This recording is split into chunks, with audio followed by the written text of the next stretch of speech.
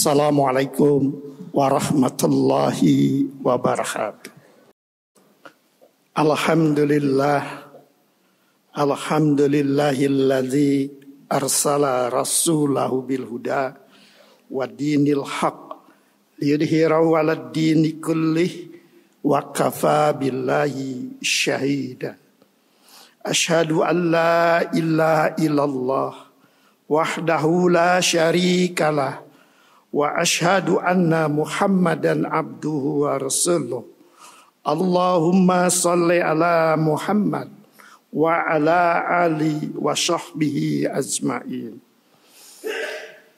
Ya ayyuhallazina amanu ittaqullah haqqa tuqatih wa la tamutunna illa wa antum muslimun.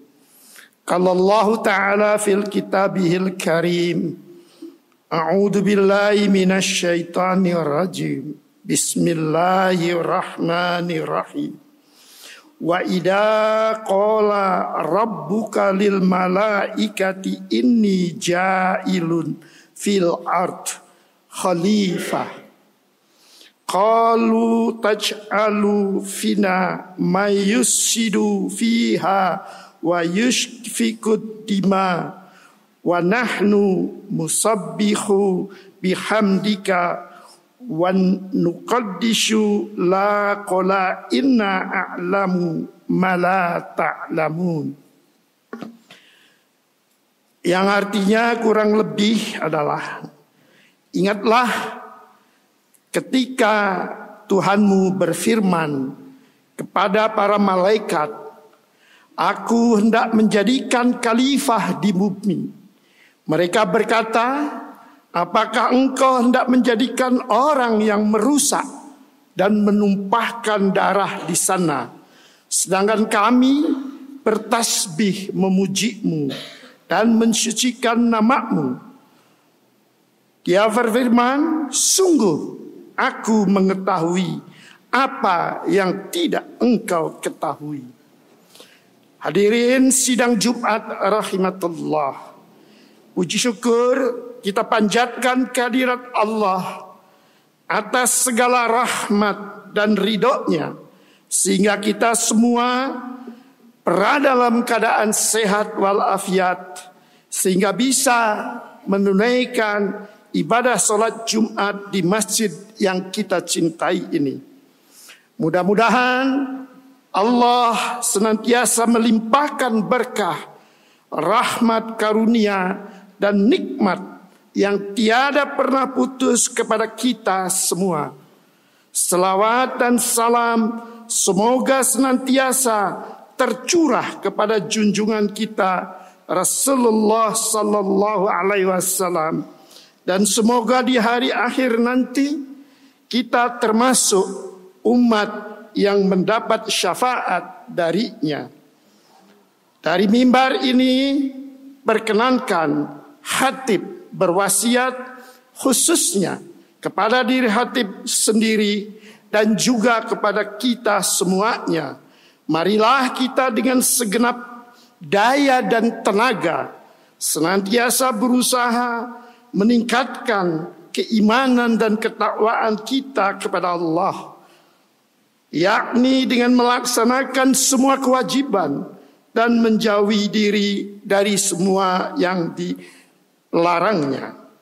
Hadirin sidang Jumat yang kami muliakan, seperti telah disampaikan sebelum di awal khutbah ini, bahwa manusia adalah khalifah di muka bumi.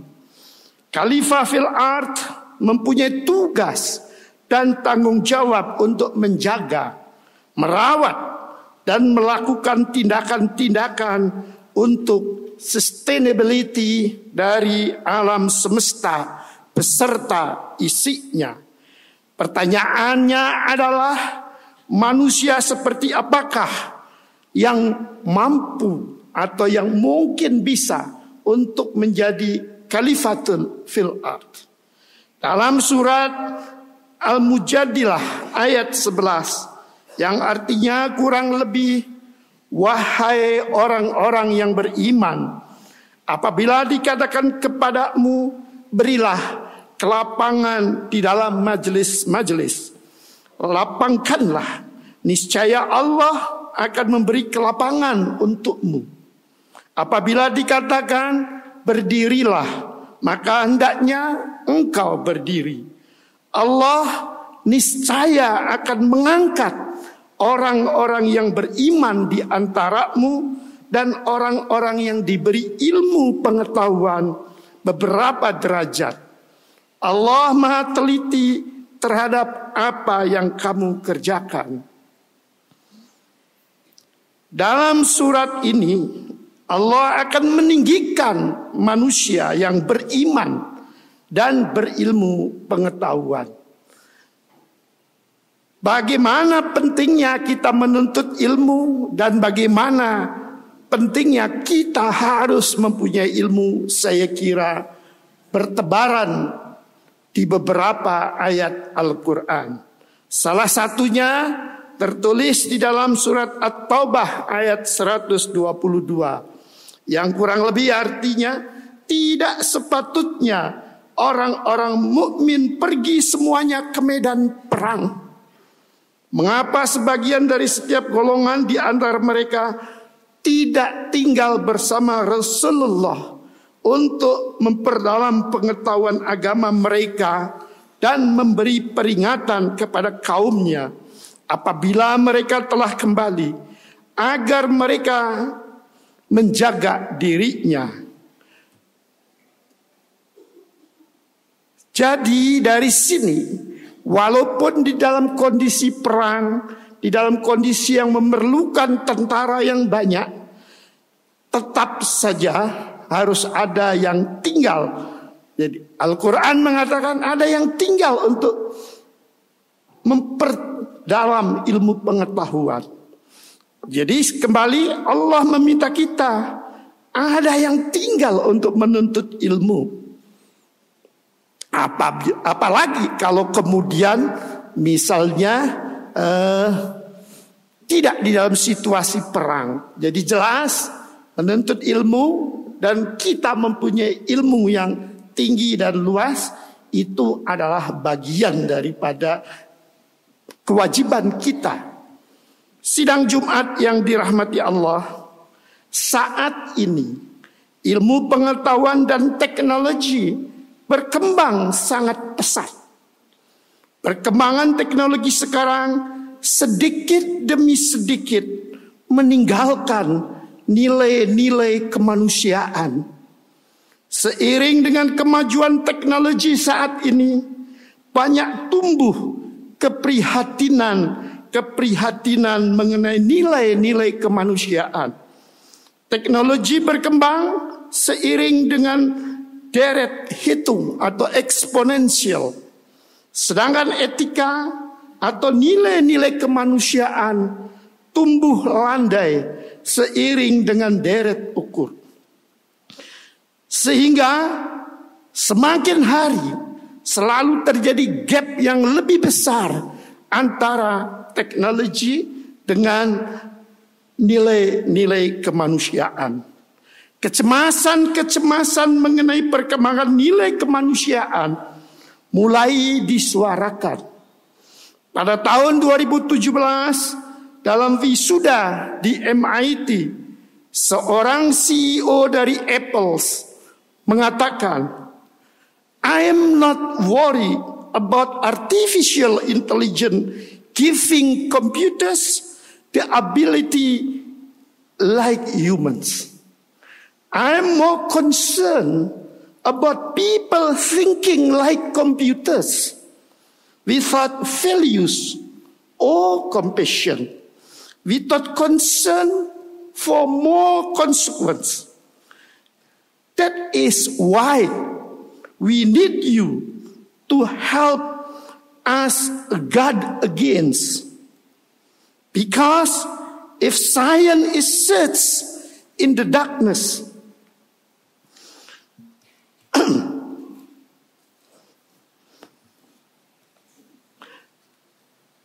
if the science search in the darkness, that humanity are like candles in the dark that show us where we have been and the dangers lies ahead. Pernyataan di atas menggambarkan kecemasan seorang CEO Apple terhadap kemajuan teknologi artificial intelligence dan computer networking bila tidak dibimbing dengan nilai-nilai kemanusiaan atau etika.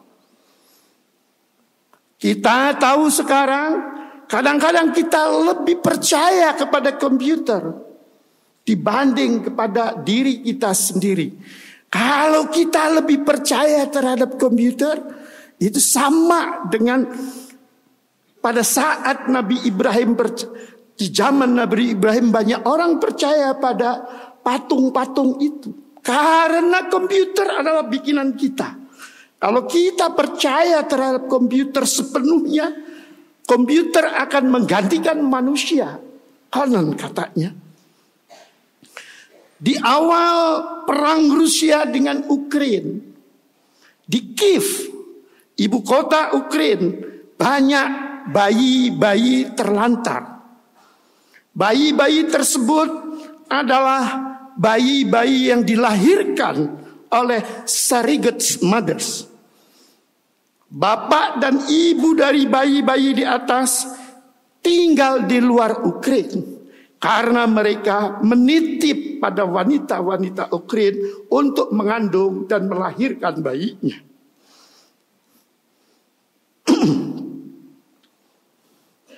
Pada saat perang terjadi, bapak ibunya sulit untuk masuk ke Ukraina. Akhirnya anak-anak ini menjadi terlantar. Pertanyaannya, kalau bayi yang dititipkan di rahim ibu orang lain, itu adalah anak siapa? Anak ibu yang melahirkan? Atau anak dari yang punya telur dulu? Atau anak yang punya sperma dulu? Itu pertanyaan yang kemudian kadang-kadang mengganjal. Sekarang, bolehkah itu dilakukan? Kalau sperma dan sel telurnya berasal dari pasangan suami istri. Bagaimana pula kalau sperma dan telurnya berasal dari bank sperma atau bank telur? Saat ini ada bank sperma dan ada bank telur. Hadirin sidang Jumat yang kami muliakan. Cerita-cerita di atas adalah sekelumit benturan-benturan antara kemajuan teknologi dengan perkembangan etika yang sangat lambat. Bagaimana posisi kita sebagai khalifatul fil ard? Apakah kita ikut berpartisipasi dalam pengembangan sains dan teknologi sekaligus berpartisipasi dalam menggait sains dan teknologi melalui nilai-nilai etika dan agama, atau kita semua hanya jadi penonton? Beberapa tahun berkembang, beberapa tahun yang lalu ke belakang, ada tagline dari salah satu perguruan tinggi negeri di Bandung. Tagline-nya adalah wahyu memandu ilmu.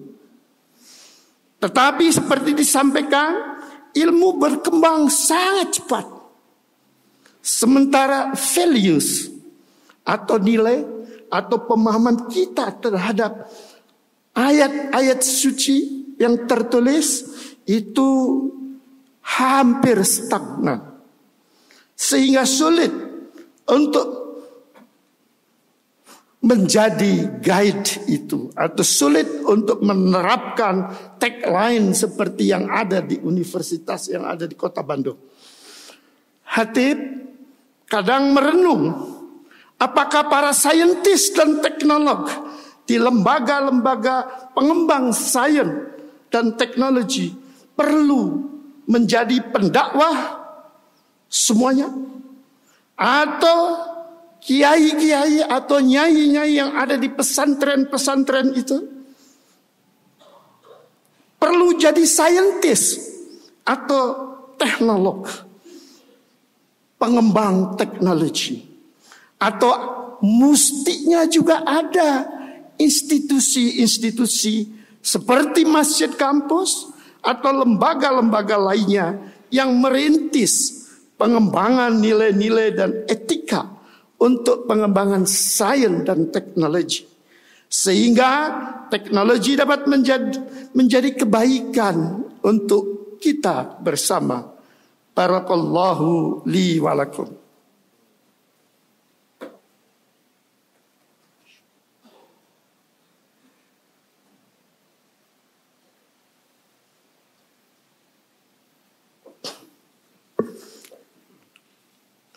Alhamdulillahi Rabbil Alamin.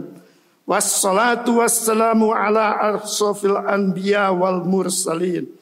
Wa ala alihi wa sahbihi ajma'in. Hadirin sidang Jumat rahimatullah. Seperti telah disampaikan dalam khutbah pertama, sains dan teknologi saat ini berkembang sangat pesat. Sementara perkembangan etika dan humanities jauh tertinggal, sehingga muncul benturan-benturan antara norma-norma kemanusiaan dan teknologi. Bagaimana kita harus bersikap dan bertindak juga telah disampaikan sebelumnya. Sebagai khalifatul fil ard, tentu kita harus berilmu luas dan tinggi. Mengembangkan sains dan teknologi, serta mampu mengguide pengembangan sains dan teknologi untuk kemaslahatan umat manusia dan seluruh isinya, atau biasa dikenal dengan sebutan human sustainability. Salah satu ayat yang sering dibahas di dalam masjid ini maupun di tempat-tempat lain, yaitu surat Ali Imran 190-91. Saya bacakan saja artinya.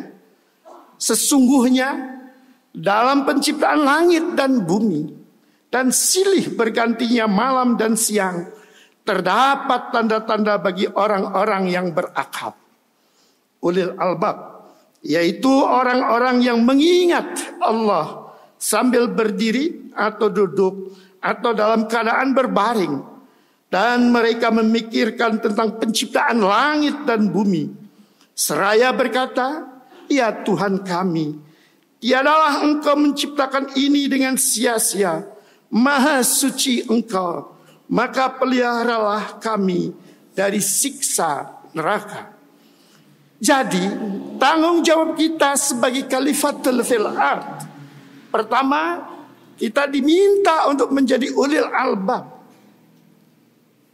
yaitu orang yang selalu berpikir dan meneliti tentang kejadian-kejadian yang ada di dalam alam semesta, baik dalam berdiri, duduk maupun berbaring. Artinya kita semua kaum muslimin, terutama yang dekat dengan perguruan tinggi atau lembaga-lembaga penelitian, dituntut untuk menjadi saintis, inovator, dan knowledge creators.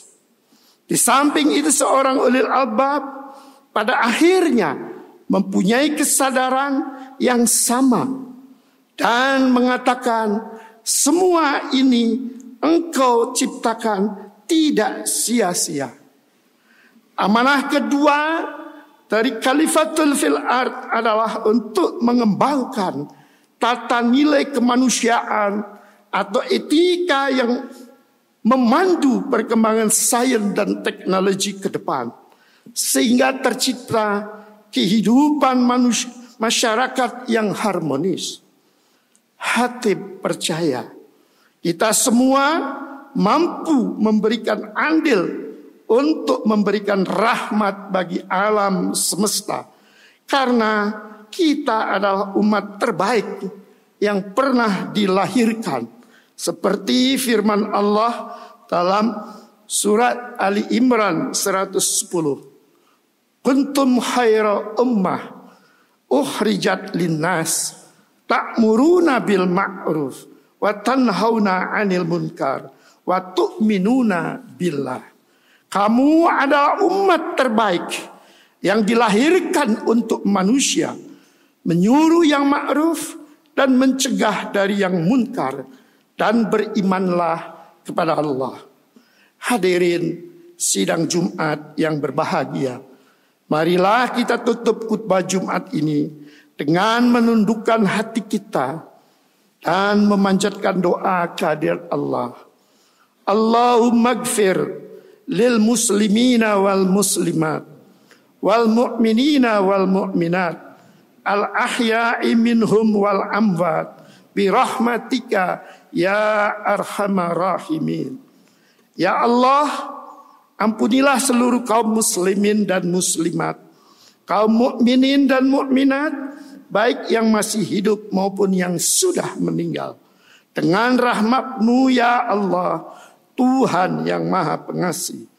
Rabbana la tu'akhidna inna syina au akhtana. Ya Tuhan kami, janganlah Engkau hukum kami jika kami lupa dan melakukan kesalahan. Rabbana wala tahmil alaina isran hama hamaltahu alal ladzina min qablina. Ya Tuhan kami, jangan Engkau bebani kami dengan beban yang berat sebagaimana Engkau bebankan kepada orang-orang sebelum kami.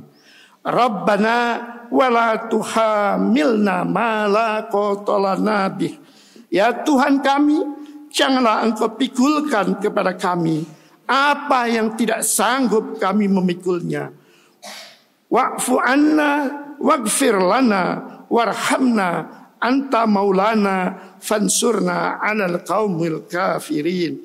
Maafkanlah kami, ampunilah kami, dan rahmati kami. Engkau pelindung kami, maka tolonglah kami menghadapi orang-orang kafir. Rabbana atina fid dunya hasanah wa fil akhirati hasanah wa qina azabannar. Walhamdulillahi rabbil alamin. Assalamualaikum warahmatullahi wabarakatuh.